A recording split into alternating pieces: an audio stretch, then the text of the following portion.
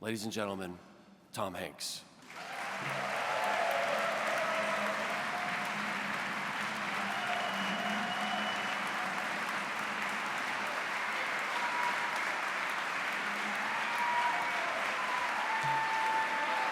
That's probably the coolest thing in the world. That was so sweet.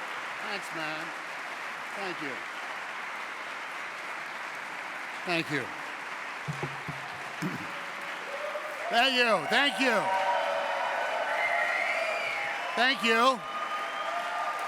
Thank you very much. Thank you. Thank you. Can everybody on this side, can they see these guys back here? A table full of headsets, and this is like the LGBT mission control here. They're mapping out routes. They're finding out how many people are currently watching the gay-themed shows on Showtime. I think it's fantastic. What are we up to, 400,000 now? Thank you, guys. Thank you, Aaron Eckhart, who is one of the coolest and most mysterious men on the planet Earth. I will tell you this right now. We are currently working with Clint Eastwood. Clint Eastwood is being honored tonight as well. He is being honored by the United States Navy SEALs. And the sound you hear right now is Whitney Cummings saying, "Oh fuck, I'm at the wrong event."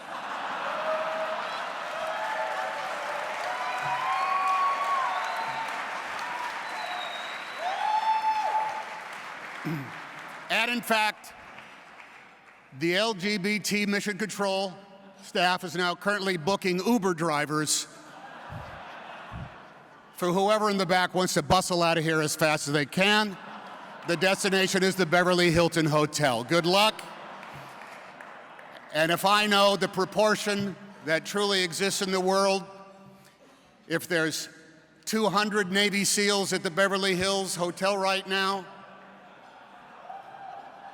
16 of them are gay.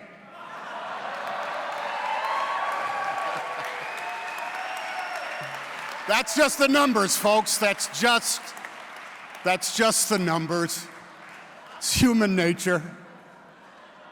How appropriate that this event is being held in a church, because I am now going to preach to the choir.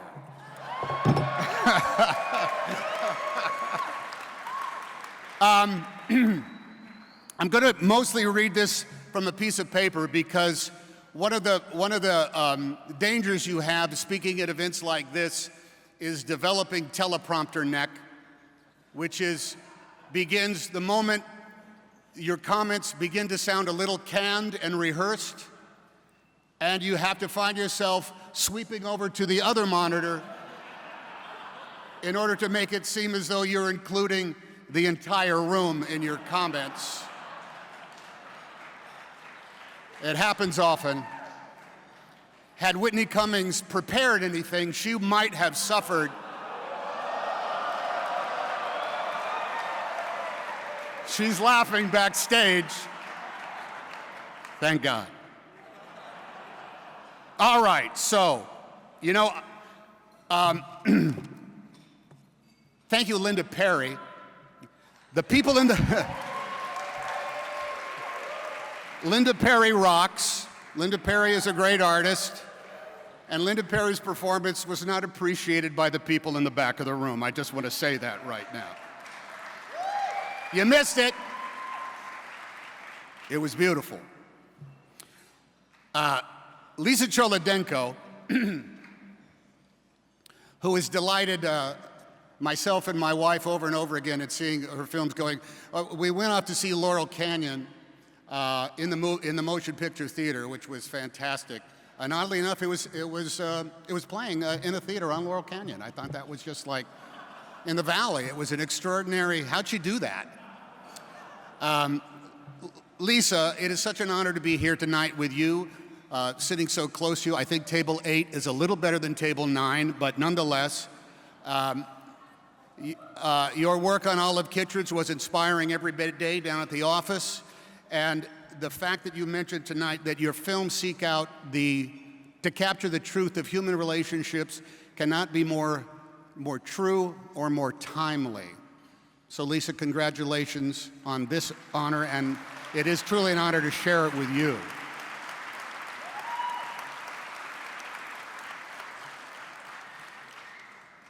You know, I think everyone in show business understands that they've signed a contract with history.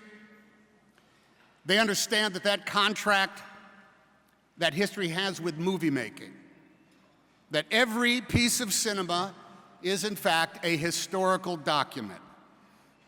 And if not, well, you better sign that contract, because the only films that do not make it into the archives of history are the ones that are never seen. And understanding that truth has made me fill out a donation card.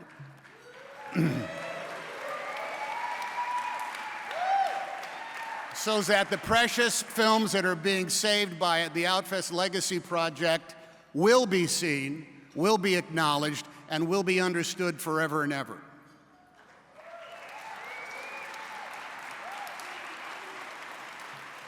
You need not be a dedicated documentarian to create a historical document. As long as you tell a story with a camera, hundreds of years from now, someone will screen your work and see what the world was like a century prior. They will see the outrage, the humor, the heartache. They will see the courage of the daring outliers and the trenches of the defenders of the status quo. All of daily life will be on display in that decades-old bit of your work. The paradox being that works of fiction become the stuff of nonfiction. The history of entertainment melds into an entertaining history, and it is our history. What were the current fashions, and how stupid were they? How did we transport ourselves and our goods, and at what speed and at what cost? What were we willing to accept as acceptable behavior? What was the language of disagreement? And who were the better orators of each side? What was hilarious? What was horrifying? What was taboo? What were the important issues that have since become trivial, and what hints at the future were found in the trivia of the day? What and who did we most fear, and what lies were the currency of ignorance? Did married people really sleep in separate twin beds?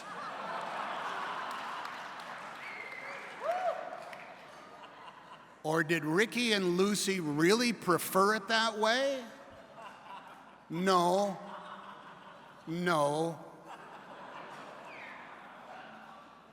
Maybe Rock and Doris did.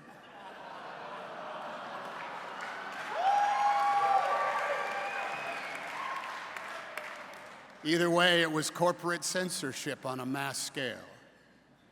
Cinema has always held up a mirror to human nature because the faces in that mirror have always been our own. Whatever culture has created movies, those movies captured that culture. When stories of the distant past were told in movies of the recent past, two entries were made in the Book of Knowledge. One was how we thought about our history, and the other is what we wanted to think about our history. And here is where we cinema makers may be treading on a slippery slope. Each of us wants to tell a compelling story, but what is the point if we don't also tell the truth?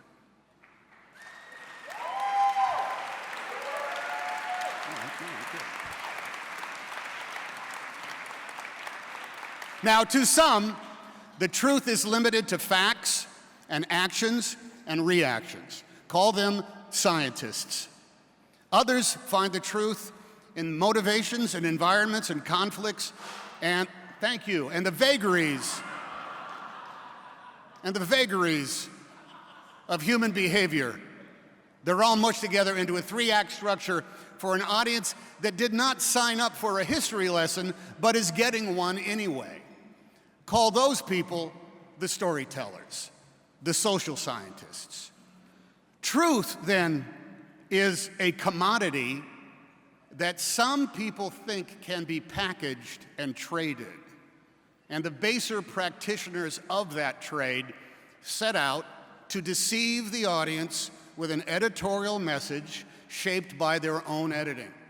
And over time, those stories defined themselves as what they are in the first place, something between propaganda and swill.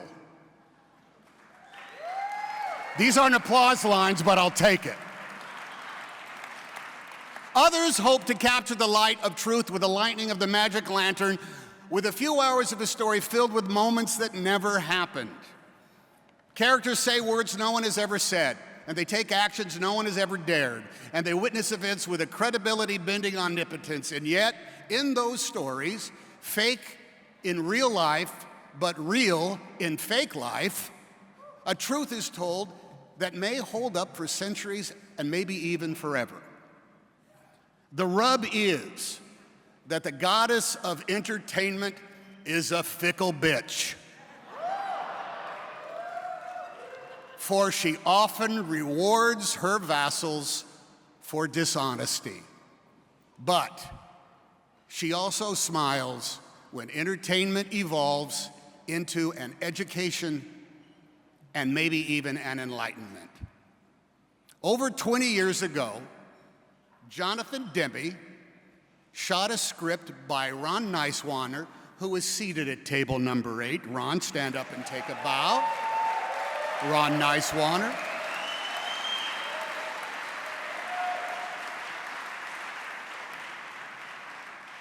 That film was shot on location completely in the city of Philadelphia. The Solons of the industry called it a gamble because the movie had to compete against mainstream films in the multiplexes on Main Street. Now, the critical reaction to that film was split into even thirds. 1/3 hated it. 1/3 dismissed it with a thank you very much. And 1/3 applauded it. And that was a formula that might have prompted the audience to go see it and judge for themselves. Perhaps seeing the film through the eyes of 2015 reveals a truth about those times, about our history, about our nation, and about ourselves. It turns out we all know someone that is gay or lesbian or transgender. And there is an excellent chance that we love them exactly as they are. It turns out the pandemic that was and still is AIDS made for a horrifying passing. And the loss of so many has made the world a lesser place. And care for those still in need of care remains a burden we must share. And it turns out the United States of America was not broken by the homophobia of that time, nor by the attendant prejudice and ignorance and intolerance of those days. We, the people, have continued on in the formation of a more perfect union. And yes, there are those who wish to codify inequality, and they continue to promote fear and outrage rather than recognize the strengths that are self-evident in our diversity. But the truth will have its day, that our nation is wiser and stronger because we are more open and increasingly honest about what love really is.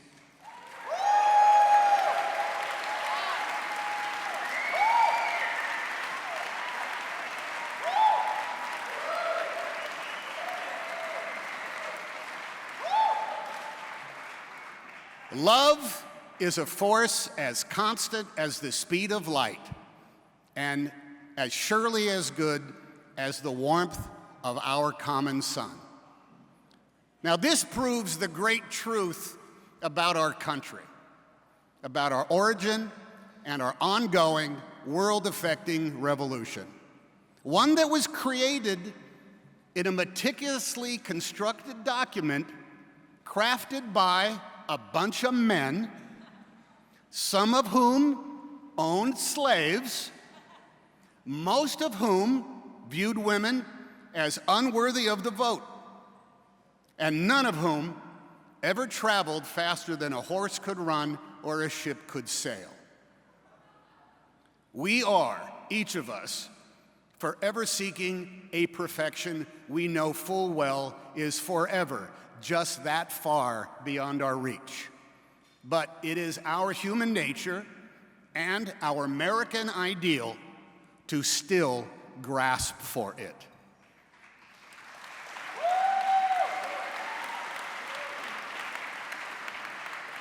We pursue our happiness empowered by the freedom that we are guaranteed by our own rule book, the one debated, written down, and then signed centuries ago by those cracked vessels, those flawed yet deep-thinking men of Philadelphia. Now,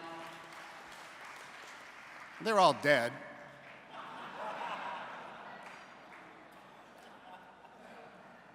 In your lifetime, this American drive towards constant self-correction has best been captured by the storytellers, be they our better teachers or our novelists, our historians or our documentarians, our artists of all mediums, including comic books, our comedians and our singers, our musicians, our production designers, our producers, our gaffers, and our best boys, everyone who contributes to the making of our films and shows, those that seek to tell the truth at every opportunity.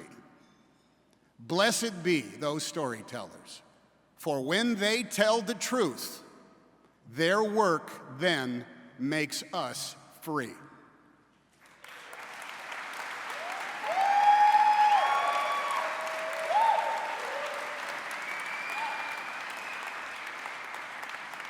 Thank you for your attention tonight, and may God have mercy on us all. Thank you.